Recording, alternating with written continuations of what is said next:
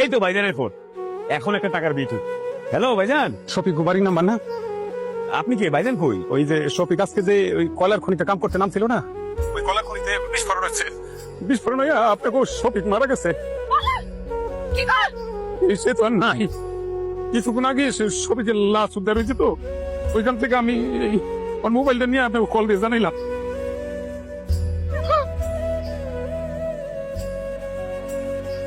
আমার বাপটার আমার কাছে আইনা দেন, আমি শেষবারের মতন আমার বাবার একটু চোখ জুড়াইয়া দেখি। ভাইজানের লাশ আনতে এখন মেলা টাকা লাগবে। আমি কই কি মা, লাশ জেনে আছে সে নিয়ে দাফন করুক। আমিও ছোট ভাইজানের সাথে একমত। আমি আমার বাজার না দেখে থাকতে পারব না, যত টাকা লাগে আমি আমার বাবার নিয়ে আসবো। আমার ছেলেটা সবার জন্য, সবার সুখের জন্য এখানে গিয়ে এত কষ্ট করে মরে গেল।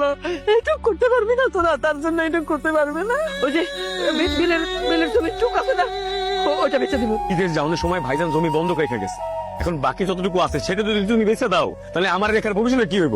আমি ওই জমি বেচতে দিব না। তো কারো জমি, কারো কোনো টাকা পয়সা আমার লাগবে না। আমার ভাগের জমি টুক আছে তো, ওটা তো আমার, ওটার মতো তোকে কারো হাত নেই। ওইটা বেঁচে দিব। ও বাবা, একটু বললাম আমার ছেলেরা একটু দেখি।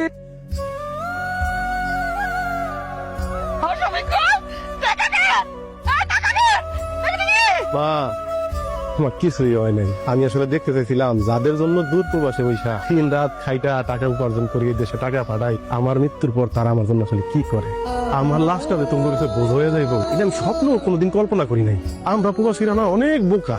এই যে তোমরা যখন দেশের মধ্যে প্রতিযোগিতা করো ভালো থাকার, ভালো খাওয়ার, ভালো পড়ার, শরীরের যত্ন নেওয়া, এখন আমরা প্রবাসীরাও ওই বিদেশ ভাইয়া প্রতিযোগিতা করি। এই মাসে কেমন আর একটু বেশি টাকা বাড়িতে পাঠানো যাইবো, ভাইয়ের আবদার মিটানো যাইবো, বোনদার একটা ভালো করে বিয়া দেওয়া যাইবো, প্রিয়তমা স্ত্রীর স্বাদ আল্লাহ পূরণ করা যাইবো। মোট কথা পুরো পরিবারটাকে কেমনে সুখে রাখা যাইবো।